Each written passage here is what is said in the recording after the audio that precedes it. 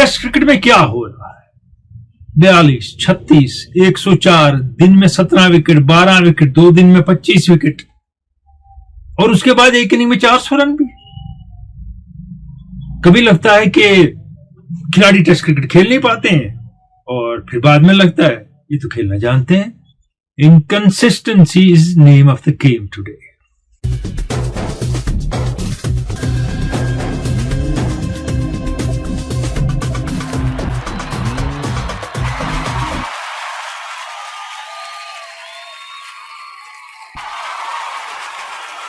अभी हाल ही में श्रीलंका की टीम 42 पे सिमट गई। कुछ देर पहले भारत की टीम 46 पे सिमटी थी। फिर ऑस्ट्रेलिया की टीम भारत के 150 के जवाब में 104 पे लुढ़क गई।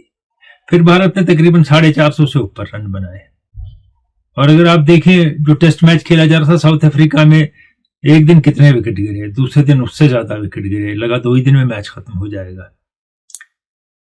और उसके बाद एक इनिंग लंबी भी खिंच गई जिसमें बबूमा ने सेंचुरी बनाई, उनके साथ स्टब्स ने सेंचुरी बनाई। ह्यूसन ने मैच में 11 विकेट लिए, 13 रन देके 7 विकेट। 7 से कम ओवर में 7 विकेट लेने वाले बॉलर बन गए।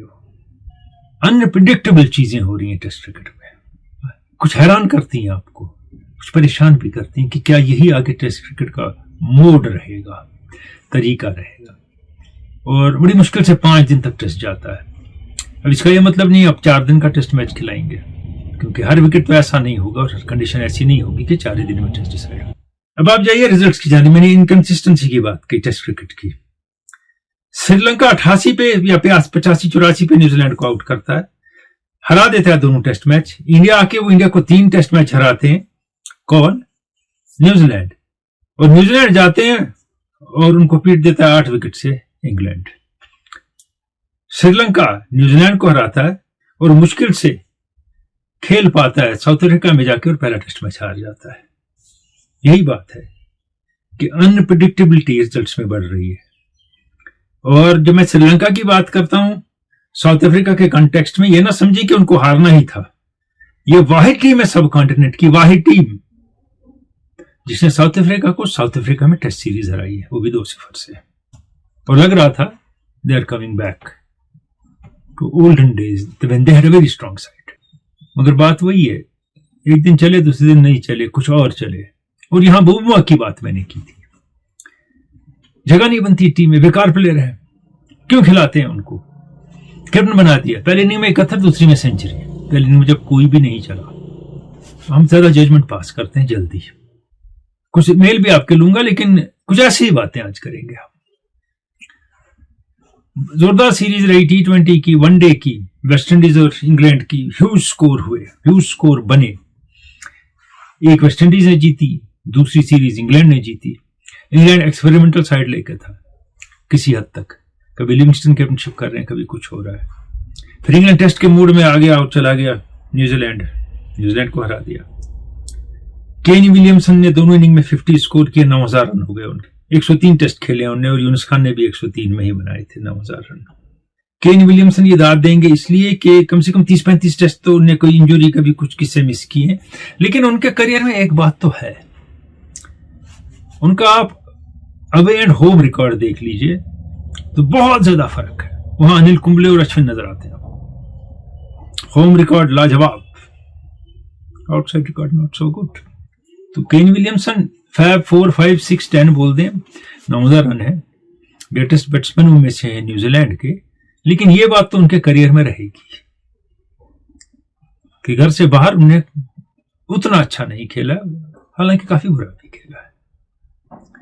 इस मामले में विराट कोहली और जो रूट 2 ऐसे खिलाड़ी हैं आजकल जिन्हें दूसरे मुल्कों में जाकर खूब धमाके किए हैं, बहुत रन बनाए अपने मुल्क के साथ साथ। मैं टॉप रन गेटर्स की बात कर रहा हूं। इसी मैच में ब्रुक ने 36वीं इनिंग में अपनी 171 की बारी खेली, उन्होंने दूसरी इनिंग में 2000 रन मुकम्मल किए। और फास्टेस्ट जो कुछ लोग हैं उनके साथ शामिल हो गए 2000 रन बनाने में। वो 7वीं सेंचुरी है ब्रुक्स की, एक ट्रिपल सेंचुरी है ब्रुक की। हम नए खिलाड़ियों की बात करते हैं, जायसवाल जिसमें है, बहुत जबरदस्त खिलाड़ी है, उसमें ब्रुक भी है, कविंदो मेंडिस भी है। अब आप कहेंगे अगर इन्हें 36 इनिंग में बनाए, कुछ तेज के साथ आ गई है, तो फास्टेस्ट कौन है? फास्टेस्ट वो है जिसका मुकाबला नहीं हो सकता। ब्रेडमैन 22 इनिंगों में 2000 रन। जब तक ब्रेडमैन खेले, जितने रन उन्होंने बनाए, उतने 1000 के जो माइलस्टोन है वो उन्हीं के रिकॉर्ड है टेस्ट में, और उन्हीं के रहेंगे। वो तोड़ना मुश्किल है। जो 52 टेस्ट खेल के 29 सेंचुरियां बनाता है, 99 प्लस की एवरेज रखता है, उसके रिकॉर्ड कैसे टूटेंगे आसानी से? इसी न्यूजीलैंड के मैच में कार्स ने 10 विकेट लिए। मीडियम पेसर है, थोड़ी स्पीड भी बढ़ाते हैं बीच में, लेकिन रियल क्विक नहीं है, लेकिन ही मूव्स द बॉल और it matters a lot. Pakistan खेल रहा था जिम्बाब्वे में, पहला वनडे हारा, 100 से कम पे टीम से मट रही थी, फिर डकवर्थ लुइस से हारा, वैसे भी हार ही जाते।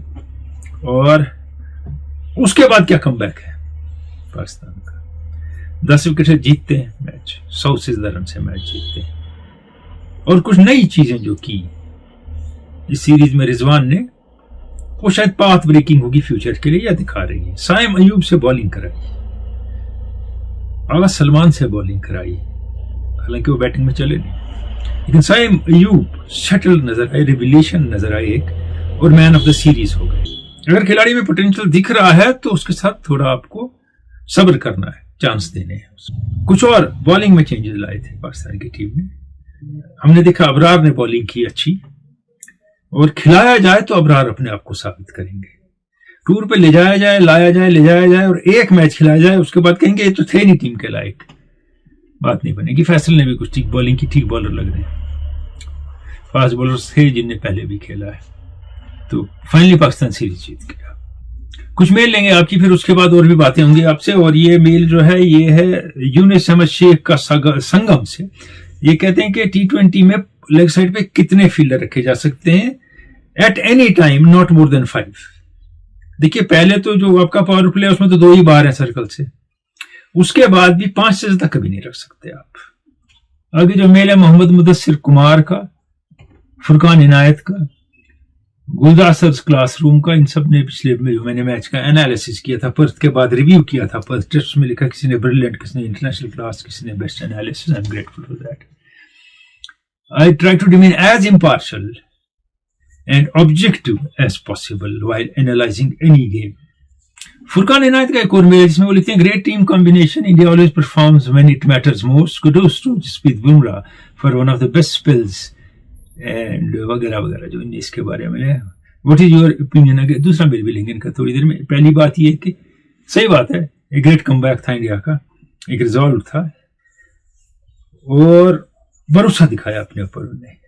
लेकिन इंडिया ने पॉजिटिव क्रिकेट खेली। तीसरी इनिंग देख लें बैटिंग वाली, बॉलिंग देख लें पहली इनिंग में कि शायद 150 पे हम इनको रोक सकते हैं, कम रन या कम लीड लेने के लिए, इसी के आसपास आउट कर सकते हैं। इस फीलिंग के साथ टीम मैदान में उतरी और Bumrah led them to that. एक और मेल इनका, what's your opinion regarding Pakistan cricket against Zimbabwe और they are in process of destruction. ये पहले वनडे के बाद इन्होंने लिखा है, देखिए they have improved since then. और हम फाइनलिटी से न किसी टीम को खत्म कर दें और न किसी को कहें ग्रेटेस्ट है। अपने दिन होते हैं, अपना टाइम होता है, सेटल हो रही होती है टीमें, फिर उभरती है। इंडिया ने 3-0 से सीरीज हारी, न्यूजीलैंड से का खत्म हो गई, कौन सी बेंच स्ट्रेंथ, कहाँ है टीम?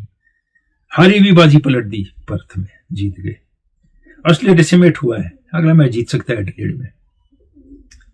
ये जो टेस्ट क्रिकेट है ना, टेस्ट क्रिकेट में यही होता है, जिंदगी वाले उतार चढ़ाव और सेशन टू सेशन नई कहानी।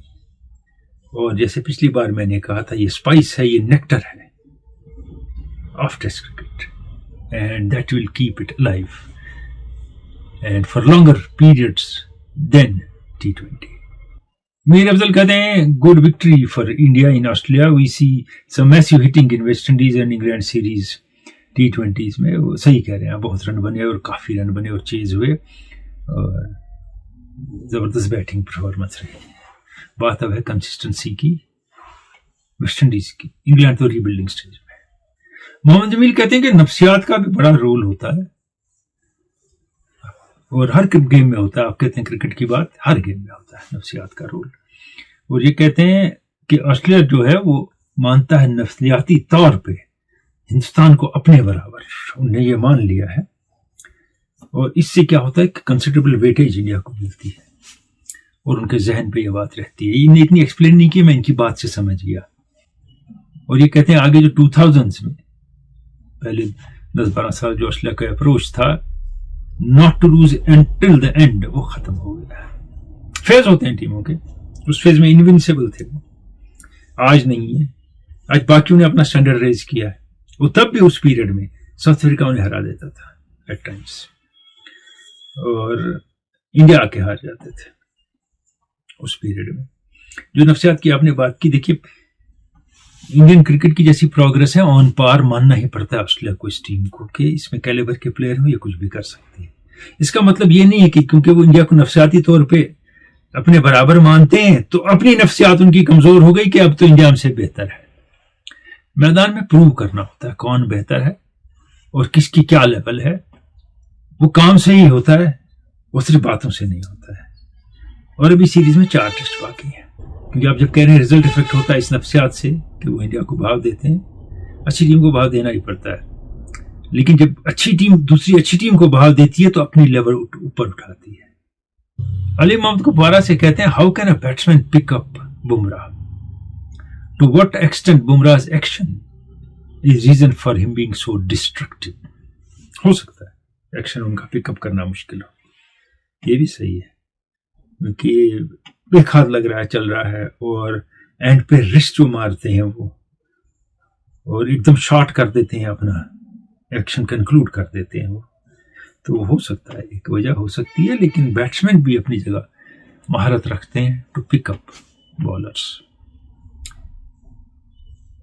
आगे मीर शब्बीर हैं, क्या भी बुमराह का एक्शन ठीक है? देखिए मैं बायोमैकेनिक्स का एक्सपर्ट तो नहीं हूं, लेकिन किसी ने भी आज तक ये नहीं कहा कि वो थ्रो करते हैं। उनका रिस्ट बहुत बेंड होता है, रिस्ट मारते हैं बहुत, ऐसे नहीं मारते हैं बॉल। यहां जब हाथ देखेंगे आप, जितनी बार हाथ सीधा है, हाथ ऐसे नहीं हुआ है, ऐसे नहीं मार रहे। और सारी दुनिया देख रही है, और आजकल बड़े करीब से देखा जाता है लेंस से क्या हो रहा है। वो ऑस्ट्रेलियन छोड़ने वाले नहीं है अगर ऐसी कोई बात होती। अब ये 2 तस्वीरें देखिए जो किसी ने मुझे भेजी है, नहीं लगता है कि एल्बो बेंड हुआ है।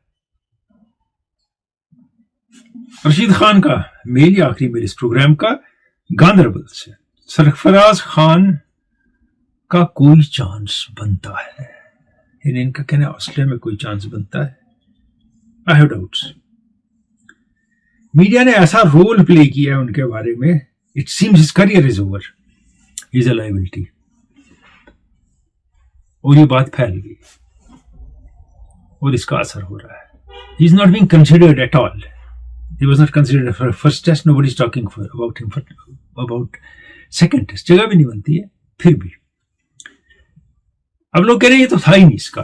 कितने टेस्ट खेले उन्हें? 5 शायद या 6, 3 50 और 1 सेंचुरी है। और क्या एक्सपेक्ट करते हैं आपसे? शुरू के टेस्ट तो आप आज के जो टॉप प्लेयर हैं दुनिया के, उनके भी देख लीजिए उन्होंने क्या किया है 1-2 के बगैर।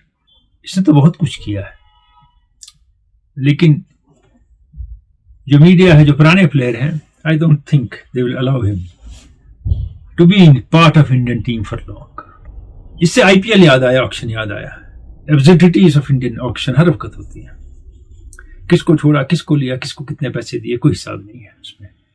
सरफराज खान को नहीं लिया, तो हमने टेस्ट में भी जब 150 की इनिंग खेली, देखा how big he can hit and how well he can hit.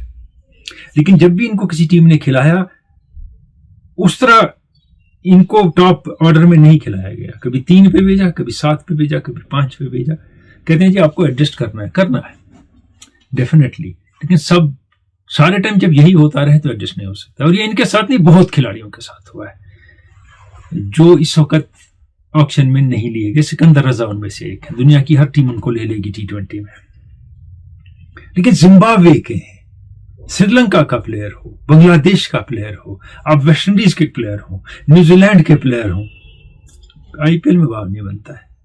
Glamour है आईपीएल में, आपको चाहिए ऑस्ट्रेलिया का प्लेयर ज्यादा से ज्यादा पहले, फिर साउथ अफ्रीका के ग्लैमरस और इंग्लैंड के ग्लैमरस जो आना चाहिए।